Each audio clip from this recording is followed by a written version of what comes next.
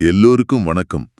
நீங்க நீங்க எப்பவாவது நடுராத்திரியில வெளிச்சமே இல்லாத ஒரு இடத்துல நின்னு வானத்தை பார்த்திருக்கீங்களா? ம், அந்த எல்லை இல்லாத இருட்டுல கோடி கோடியா கண் சிமிட்டுற நட்சத்திரங்கள். அத பார்க்கும்போது ஒரு ஒரு பிரம்மாண்டம் நம்மள ஆட்கொள்ளும். ஆமா. அதே சமயம் மனசுக்குள்ள ஒரு சின்ன கேள்வி வரும். ஆமா, நான் யார்? இவ்ளோ பெரிய பிரபஞ்சத்துல நான் ஒரு தூசிதானா அப்படின்னு தோணும். அந்த உணர்வு ரொம்ப இயல்பானது. ஆனா ஒருவேளை அந்த கேள்வியே நம்ம தப்பா கேட்டுக்கிட்டு இருந்தா என்ன பண்றது? தப்பா கேக்குறோமா? எப்படி?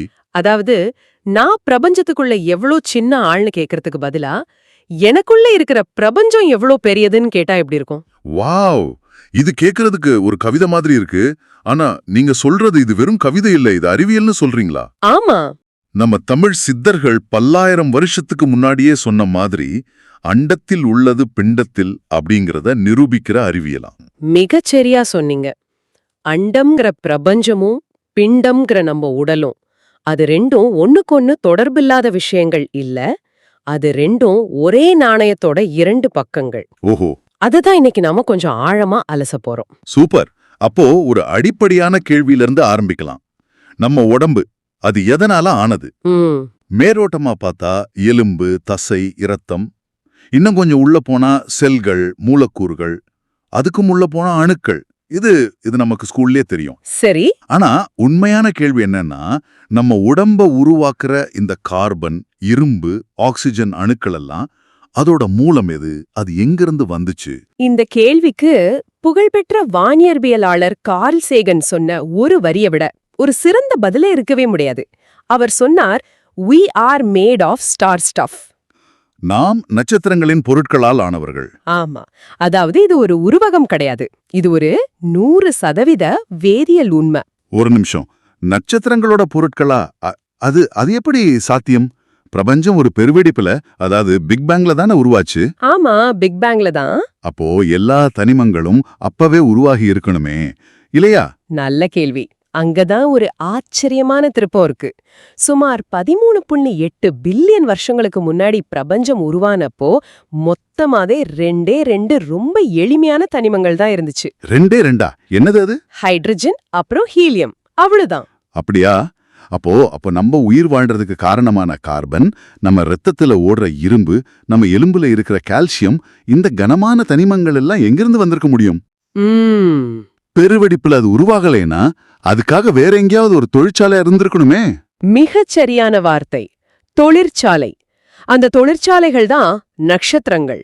ஓ, கோடிக்கணக்கான வருஷங்களா நட்சத்திரங்களோட மையத்துல இருந்த தீவிரமான வெப்பமும் அழுத்தமும் இந்த எளிமையான ஹைட்ரஜன் ஹீலியம் அணுக்களை ஒன்னு சேர்த்து கார்பன், ஆக்சிஜன், நைட்ரஜன் மாதிரியான கொஞ்சம் கனமான தனிமங்களா மாத்துச்சு. அப்போ நட்சத்திரங்கள் ஒரு பிரம்மாண்டமான தனிம தொழிற்சாலை மாதிரி செயல்பட்டுச்சுன்னு சொல்றீங்க. ஆமா, அதேதான். ஓகே, இது புரியுது. ஆனா இரும்பு, தங்கம், வெள்ளி மாதிரியான இன்னும் ரொம்ப கனமான தனிமங்கள்? அதுவும் நட்சத்திரத்துக்குள்ளேயே வா. இல்ல, அதுக்கு இன்னொரு பிரம்மாண்டமான நிகழ்வு தேவைப்பட்டுச்சு. சில பெரிய நட்சத்திரங்கள் தன்னுடைய எரிபொருள் தீர்ந்ததும் சும்மா அணைஞ்சு போகாது. அப்போ அது ஒரு மாபெரும் வெடிப்புல சிதறும். அதுக்கு பேருதான் சூப்பர்னோவா. சூப்பர்னோவா கேள்விப்பட்டிருக்கேன். அந்த வெடிப்போற சக்தி நம்மால கற்பனை கூட செய்ய முடியாதது. அந்த ஒரு கணத்துல தான் இரும்பு, தங்கம், வெள்ளி, யுரேனியம் மாதிரியான பிரபஞ்சத்திலே கனமான தனிமங்கள் உருவாகி விண்வெளி முழுக்க தூவப்பட்டுச்சு. அடேங்கப்பா! அப்போ ஒரு நட்சத்திரத்தோட மரணம் பல கோடி உயிர்களோட பிறப்புக்கு விதையா மாறுச்சு. ஆமா. அப்போ அந்த நட்சத்திரங்கள் வெடிச்சு சிதறன தூசி தான் பல கோடி வருஷம் கழிச்சு மெதுவா ஒன்னு சேர்ந்து நம்ம சூரியனாகவும் பூமியாகவும் நம்மளாவும் மாறியிருக்கா. அதுதான் உண்மை. போன வாரம் என் கையில சின்னதா அடிபட்டுச்சு. அப்போ அந்த காயத்திலிருந்து வந்த ரத்தத்தில் இருக்கிற இரும்பு பல 100 கோடி வருஷத்துக்கு முன்னாடி ஏதோ ஒரு மூலையில ஒரு நட்சத்திரம் வெடிச்சு சிதறனப்போ உருவானதுன்னு சொல்றீங்க. நினைச்சு பார்க்கவே ஆச்சரியமா இருக்கு. அதுதான் நிஜம். இன்னும் சொல்ல போனா, உங்க வலது கையில இருக்கிற கார்பன் அணு ஒரு நட்சத்திரத்துல இருந்தும், உங்க இடது கையில இருக்கிற நைட்ரஜன் அணு முற்றிலும் வேறொரு பல லட்சம் ஒளியாண்டுகள் தள்ளி அந்த நட்சத்திரத்துல இருந்தும் வந்திருக்கலாம். என்னது? அப்போ நான் ஒரு தனிநபர் இல்ல, நான் ஒரு நடமாடும் நட்சத்திர கூட்டம். கரெக்ட். நீங்க ஒரு நடமாடும் நட்சத்திர கூட்டம்தான். அப்போ நாம ஒருத்தர் பார்க்கும்போது வெறும் மனுஷங்களை பார்க்க கூடாது. நாம பல கோடி வருஷம் பழமையான செத்துப்போன நட்சத்திரங்களோட குழந்தைங்களை பார்க்கறோம். அந்த பார்வை மாறினாலே நம்மளோட அணுகுமுறை மொத்தமா மாறிடும். ஆமா இல்லையா? அடுத்த முறை வானத்தை பார்க்கும்போது அது ஏதோ தூரத்துல இருக்கிற வெளிச்சம் இல்ல, அது நம்மளோட பூர்வீகம்னு புரியும். நிச்சயமா. இதுதான் நமக்கும் பிரபஞ்சத்துக்கும் இருக்கிற முதல் ஆழமான பந்தம், மூலப்பொருட்களாலான பந்தம். சரி, நாம ஒரே மூலப்பொருளால் செய்யப்பட்டிருப்போம்னு புரியுது. அதாவது சமையலுக்கு ஒரே மாவு தான் பயன்படுத்தப்பட்டிருக்கு. ஆனா சமையல்காரர் ஒரே டிசைனை தான் பயன்படுத்தினாரா? ஆஹா, நல்ல கேள்வி. அதாவது பிரபஞ்சத்தோட வடிவமைப்புக்கும் நம்ம உடம்போட வடிவமைப்புக்கும் ஏதாவது தொடர்பு இருக்கா? அருமையான கேள்வி. இங்கதான் விஷயம் இன்னும் ஆழமாகுது. இயற்கை தனக்கு பிடிச்ச சில டிசைன்களை சின்ன அளவுல இருந்து பெரிய அளவு வரைக்கும் திரும்ப திரும்ப பயன்படுத்தும். ஓஹோ. இத அறிவியல் மொழியில ஃப்ராக்டல் அப்படின்னு சொல்றாங்க. அதாவது சுய ஒப்புமை. ஒரு மரத்தோட பெரிய கிளையிலிருந்து பிரியிற சின்ன சின்ன கிளைகள் அதே பெரிய கிளையோட வடிவத்துல இருக்கிற மாதிரி சொல்றீங்களா? அதேதான், பர்ஃபெக்ட் உதாரணம். இப்போ இதே விதியை பிரபஞ்சத்துக்கும் நமக்கும் பொருத்தி பார்க்கலாம். ஒரு பிரமிப்பான உதாரணம் இருக்கு. சொல்லுங்க. நம்ம மூளையோட நரம்பியல் இணைப்புகளுக்கும் பிரபஞ்சத்தோட பிரம்மாண்டமான அமைப்புக்கும் இருக்கிற ஒற்றுமை. மூளைக்கும் பிரபஞ்சத்துக்குமா? அது எப்படி? இப்போ நவீன தொலைநோக்கிகள் கோடிக்கணக்கான விண்மீன் திரள்களை, அதாவது கேலக்சிகளை படம் எடுத்திருக்கு இல்லையா? ஆமா. இந்த கேலக்சிகள் எல்லாம் ஒன்னு சேர்ந்து ஒரு வலைப்பின்னல் மாதிரி ஒரு அமைப்பை உருவாக்குது. அதுக்கு காஸ்மிக் வெப்னு பேரு. சரி. அதே சமயம் நம்ம மூளையில இருக்கிற நியூரான்களோட இணைப்புகளையும் மைக்ரோஸ்கோப்ல படம் எடுத்திருக்காங்க. இந்த 2 படத்தையும் நீங்க பக்கத்துல பக்கத்துல வச்சு பாத்தீங்கன்னா எது மூளை எது பிரபஞ்சம்னு சொல்றதே ரொம்ப கஷ்டம். அச்சச்சா, ஒரே மாதிரி இருக்குமா? ஆமா, அவ்வளோ ஒற்றுமை. இது பார்க்க ஒரே மாதிரி இருக்குங்கிறது சரி. ஆனா இது தற்செயலா இருக்க வாய்ப்பு இல்லையா? நாம மேகத்துல முகத்தை பார்க்குற மாதிரி இதுவும் ஒரு பேட்டர்ன் ரெக்கக்னிஷன் தானா? இல்ல இதுக்கு பின்னாடி ஆழமான தொடர்பு இருக்குன்னு எப்படி சொல்றீங்க? மிக முக்கியமான கேள்வி. இது வெறும் பார்வை ஒற்றுமை இல்லைன்னு விஞ்ஞானிகள் நிரூபிச்சிருக்காங்க. இத்தாலியில ஒரு வானியற்பியலாளரும் ஒரு நரம்பியல் நிபுணரும் சேர்ந்து ஒரு ஆய்வு செஞ்சாங்க. ஓகே. அவங்க என்ன கண்டுபிடிச்சாங்கன்னா, இந்த 2 அமைப்புகளிலும் தகவல்கள் பரவுற விதமும் அதோட அடர்த்தியும் கணித ரீதியா ஒரே மாதிரி இருக்கு. அடடா. பிரபஞ்சம் ஒரு பெரிய மூளை மாதிரியும் நம்ம மூளை ஒரு சின்ன பிரபஞ்சம் மாதிரியும் வடிவமைக்கப்பட்டிருக்கு.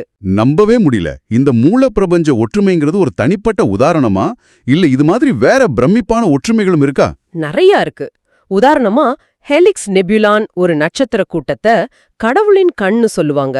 ஆமா, பாத்திருக்கேன். அதோட அமைப்பும் நம்ம மனித கண்ணோட கருவிழியோட அமைப்பும் அதிசயமா ஒத்துப்போகும்.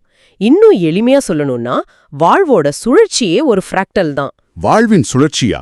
ஒரு நட்சத்திரம் எப்படி உருவாகி பல கோடி வருஷம் எரிஞ்சி கடைசில வெடிச்சு சிதறி மறுபடியும் தூசி ஆகுதோ, அதே மாதிரி ஒரு வாழ்க்கை சுழற்சி தான் நம்ம உடம்புல இருக்கிற ஒவ்வொரு செல்லுக்கும் தினமும் நடக்குது. ஓ, பிறப்பு வாழ்வு இறப்புங்கிற அதே டிசைன். அதே டிசைன். அப்போ நாம ஏதோ தற்செயலா உருவான உயிரினம் இல்ல.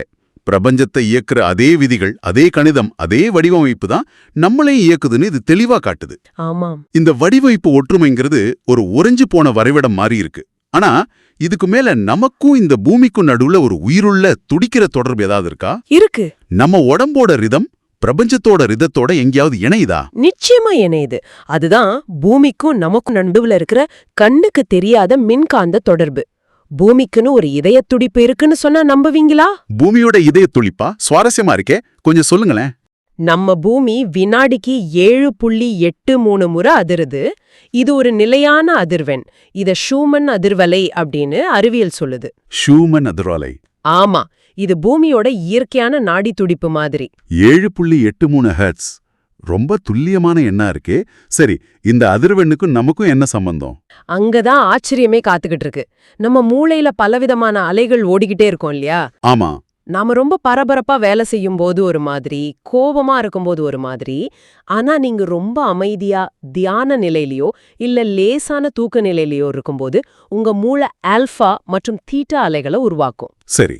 அந்த அலைகளோட அதிர்வெண்ணும் துல்லியமா இதே 7.83 ஹெர்ட்ஸ் பக்கத்துல தான் இருக்கு. என்ன சொல்றீங்க? அப்போ நம்ம மனசு அமைதியா இருக்கும்போது நம்ம மூளை பூமியோட இதய துடிப்போட சிங்க் ஆகுதா, ஒத்திசைக்குதா? ஆமா, நாம இயற்கையோட எவ்வளோ ஆழமா இணைஞ்சிருக்கோங்கிறதுக்கு இது ஒரு மிகச்சிறந்த அறிவியல் சான்று. அப்போ நாம எப்பவெல்லாம் இயற்கையை விட்டு விலகி ஒரு கான்கிரீட் கட்டிடத்துக்குள்ள அடைஞ்சு நாள் முழுக்க செல்போன் லேப்டாப்னு எலக்ட்ரானிக் சாதனங்களுக்கு நடுவுல வாழ்றோமோ அப்போ இந்த இயற்கையான ஒத்திசைவு உடையுது. இதுதான் இன்னைக்கு பலருக்கும் வர்ற மன அழுத்தம், பதட்டத்துக்கு ஒரு முக்கிய காரணமா இருக்கலாம்னு சில ஆய்வுகள் சொல்லுது. இதுக்கு ஒரு நல்ல உதாரணம் விண்வெளி வீரர்கள். அவங்க பூமிக்கு திரும்பும்போது உடல் ரீதியாவும் மன ரீதியாவும் ரொம்ப பாதிக்கப்படுறதுக்கு இந்த தொடர்பு துண்டிக்கப்படுறதும் ஒரு காரணம்னு கேள்விப்பட்டிருக்கேன். உண்மைதான். பூமியோட இந்த இயற்கையான அதிர்வலையை விட்டு ரொம்ப நாள் வெளியே இருக்கிறது அவங்க உடம்ப பாதிக்குது. அதனாலதான் இப்போ சர்வதேச விண்வெளி நிலையத்துல கூட இந்த ஷூமன் அதிர்வலைய செயற்கையா உருவாக்குற கருவிகளை பொருத்திருக்காங்க. அப்போ வார இறுதியில பார்க் போறதோ பீச்சுக்கு போறதோ சும்மா ஒரு பொழுதுபோக்கு இல்ல. அது நம்ம உடம்போட பேட்டரிய ரீசார்ஜ் பண்ற ஒரு முக்கியமான மருத்துவ சிகிச்சை மாதிரி. அதனாலதான் செருப்பில்லாம புல்தரையில நடக்கும்போது நான் தனிங்கிற உணர்வு போய் நான் இந்த பூமியோட ஒரு அங்கம்ங்கிற ஒரு பேரானந்த உணர்வு வருது. சரிதான். நாம ஒரே மூலப்பொருளால் செய்யப்பட்டிருக்கோம், ஒரே மாதிரி வடிவமைக்கப்பட்டிருக்கோம், ஒரே தாளத்துக்கு துடிக்கிறோம். இது எல்லாத்தையும் இணைக்கிற ஒரு உச்சபட்ச கோட்பாடு இருக்கான்னு கேட்டா இருக்கா? இருக்கு. அதுதான் நவீன இயற்பியலோட மர்மமான பக்கங்கள்ல ஒண்ணு. ஓகே, நாம் ஒரு பெரிய பயணத்துல இருக்கோம். நட்சத்திர தூசில ஆரம்பிச்சு ஃப்ராக்டல் வடிவங்கள் இப்போ பூமியோட அதிர்வலை வரைக்கும் வந்திருக்கோம். இது எல்லாத்தையும் இணைக்கிற அந்த உச்சபட்ச கோட்பாடு என்ன? அத ஹோலோகிராஃபிக் தத்துவம்னு சொல்றாங்க. இது குவாண்டம் இயற்பியலையும் ஐன்ஸ்டீனோட சார்பியல் கோட்பாட்டையும் இணைக்க முயற்சி செய்யற ஒரு கோட்பாடு. ஹோலோகிராஃபிக் தத்துவம் அதோட மைய கருத்து ரொம்ப எளிமையானது. பகுதிக்குள் முழுமை அடங்கி இருக்கிறது. ஒரு நிமிஷம், பகுதிக்குள் முழுமை, இது கேட்கறதுக்கு ஒரு தத்துவம் மாதிரி இருக்கே தவிர அறிவியல் மாதிரி இல்லையே. ஒரு சின்ன பகுதிக்குள்ள எப்படி முழு பிரபஞ்சமும் அடங்கியிருக்க முடியும்? இது எப்படி புரிஞ்சுக்கிறது? ஒரு ஹோலோகிராம் படத்தை எடுத்துக்கோங்க. அதோட சிறப்பு என்னன்னா, அந்த படத்தை நீங்க 1000 துண்டா உடைச்சாலும் ஒவ்வொரு சின்ன துண்டுலயும் அந்த முழு படமும் அப்படியே இருக்கும். ஆமா, கரெக்ட். இன்னொரு உதாரணம், நீங்க கடல்ல இருந்து ஒரே ஒரு துளி தண்ணிய எடுக்கறீங்க. அந்த ஒரு துளிய ஆய்வு செஞ்சா அதுல அந்த முழு கடலோட குணங்களும் அதோட உப்புத்தன்மை, தாதுக்கள் எல்லாமே இருக்கும் இல்லையா? ஆமா, இருக்கும். சரி, ஒரு துளிக்குள்ள கடல் இருக்கு, இதுக்கும் நமக்கும் என்ன சம்பந்தம்? ஆரசீக கவிஞர் ரூமி இத ரொம்ப அழகா சொன்னார். நீ கடலில் ஒரு துளி அல்ல, நீ ஒரு துளிக்குள் இருக்கும் ஒட்டுமொத்த கடல். வாவ்! ஹோலோகிராஃபிக் தத்துவத்தின்படி இந்த பிரபஞ்சத்தோட எல்லா தகவல்களும், எல்லா இயற்கை விதிகளும், அதோட ஆரம்பம் முதல் முடிவு வரை எல்லாமே உங்க உடம்புல இருக்கிற ஒவ்வொரு செல்லிலையும் ஒவ்வொரு அணுவிலையும் பதியப்பட்டிருக்கலாம். அப்போ பிரபஞ்சத்தோட ஒரு முழுமையான ப்ளூ பிரிண்ட் நமக்குள்ளே இருக்குன்னு சொல்றீங்களா? ஆமாம். இதத்தான நம்ம வேதாந்தமும் சித்தர்களும் அகம் பிரம்மாஸ்மின்னு பலாயிரம் வருஷம் முன்னாடியே சொன்னாங்க. நானே பிரம்மம், நானே பிரபஞ்சம் அப்படின்னு. சரியா சொன்னீங்க. அறிவியல் இப்போ மெதுவா அந்த இடத்துக்கு வந்து நிக்குது. அதனால நீங்க கண்ணை மூடி தியானம் பண்ணும்போது நீங்க உள்நோக்கி மட்டும் பயணிக்கல, நீங்க உங்களுக்குள்ள இருக்கிற பிரபஞ்சத்தோட மையத்தை நோக்கி பயணிக்கிறீங்க. சரி, நாம ஒரு பெரிய பயணத்தை முடிச்சிருக்கோம். இந்த உண்மைகளை எல்லாம் தெரிஞ்சுக்கிறது பிரமிப்பா இருக்கு. ஆனா முக்கியமான கேள்வி, இத வெறும் தகவலா தெரிஞ்சுக்காம இத ஆழமா உணர்றது நம்ம அன்றாட வாழ்க்கையை எப்படி மாத்தும்? நிச்சயமா. நாளைக்கு காலையில நான் எழுந்திருக்கும்போது இந்த அறிவு எனக்கு எப்படி உதவும்? இது வெறும் தகவல் இல்ல, இது ஒரு பெரிய உளவியல் மாற்றத்தை, ஒரு விடுதலையை தரக்கூடியது. இன்னைக்கு மனுஷங்களோட பெரும்பாலான துன்பங்களுக்கு காரணம் என்ன? அது பிரிவினை உணர்வு. ஆமா, நான் வேற, இந்த உலகம் வேற, நான் வேற நீ வேற நினைக்கிற ஈகோ தான். கரெக்ட். இந்த அறிவியல் புரிதல் அந்த ஈகோவை எப்படி உடைக்குதுன்னா, சொல்லுங்க. என்ன உருவாக்கின அதே நட்சத்திர தூசிதான் ஒரு மரத்தையும் ஒரு விலங்கையும் எனக்கு பிடிக்காத ஒரு நபரையும் கூட உருவாக்கியிருக்கு. எங்களை இயக்குற அதே விதிகள் தான் அவங்களையும் இயக்குதுன்னு நீங்க ஆழமா உணரும்போது அந்த பிரிவினை உணர்வு இயல்பாவே கரைஞ்சு போயிடும். உண்மைதான். அப்ப என்ன நடக்கும்னு பாருங்க. முதல்ல தனிமைங்கிற உணர்வுக்கே இடம் இல்லாம போயிடும்னு நினைக்கிறேன். நான் எப்படி தனியா இருக்க முடியும்? கரெக்ட். இந்த முழு பிரபஞ்சமே எனக்குள்ள இருக்கும்போது தனிமைங்கிறது ஒரு மாயதானே. மிகச்சரி. ரெண்டாவதா, மரண பயம் அதோட பிடியே இழந்துடும். நாம சாகும்போது அழிஞ்சு போறதில்ல. அப்போ என்ன ஆகுறோம்? நம்ம உடம்புல இருக்கிற அணுக்கள் எங்கேருந்து வந்துச்சோ அந்த நட்சத்திர தூசிக்கே திரும்ப போகுது. வேறொரு நட்சத்திரமா, வேறொரு கிரகமா, வேறொரு உயிரா மறுபடியும் உருவாகும். அப்போ மரணங்கிறது ஒரு அழிவில்ல, அது ஒரு பிரபஞ்ச மறுசுழற்சி. ஆமா, இது ஒரு மிகப்பெரிய மனமாற்றம். கரெக்ட். கடைசியா இது நம்ம செயல்கள்ல எப்படி வெளிப்படும்னா ஒரு பெரிய பொறுப்புணர்வு வரும்னு நினைக்கிறேன். எப்படி? இந்த பூமியை மாசுபடுத்துறது என் சொந்த உடம்ப மாசுபடுத்துறதுக்கு சமம்ங்கிற உணர்வு இயல்பாவே வரும். இந்த இணைப்புணர்வு நம்மள சுத்தி இருக்கிற எல்லா உயிர்கள் மேலேயும் ஒரு ஆழமான கருணையை உருவாக்கும். சுருக்கமா சொன்னா, உங்கள ஒரு சின்ன மனுஷனா நினைக்கிறத நிறுத்திட்டு ஒரு நடமாடும், பேசும், உணரும் பிரபஞ்சமா உணர ஆரம்பிக்கிறது தான் உண்மையான வளர்ச்சி. நாம விண்வெளியை ஆராய கோடிக்கணக்கில் செலவு செஞ்சு ராக்கெட் அனுப்புறோம். ஆனா மிகப்பெரிய மர்மம், மிகப்பெரிய பிரபஞ்சம் நம்ம தோலுக்கு அடியில தான் ஒளிஞ்சுகிட்டு இருக்கு. ஆமா. சுவாரஸ்யமா, ஒரு டெலஸ்கோப் வழியா வெளியே பார்த்தாலும் சரி, ஒரு மைக்ரோஸ்கோப் வழியா உள்ள பார்த்தாலும் சரி, தெரியறது ஒரே சக்தி தான். அறிவியல் இன்னைக்கு ஆன்மீகத்தோட வாசல்ல வந்து நிக்குது. இதத்தான் நம்ம முன்னோர்கள் ஞானம்னு சொன்னாங்க. இன்னைக்கு நாம அத அறிவியல்னு சொல்றோம். பேர்தான் வேற, உண்மை ஒண்ணுதான். அதனால இதை கேட்டுக்கிட்டு இருக்கிற உங்களுக்கு நாங்க சொல்ல விரும்புறது இதுதான்.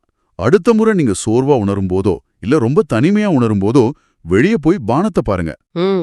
அந்த நட்சத்திரங்களை பார்த்து மனசுக்குள்ள சொல்லுங்க, நீங்களும் நானும் ஒண்ணுதான்.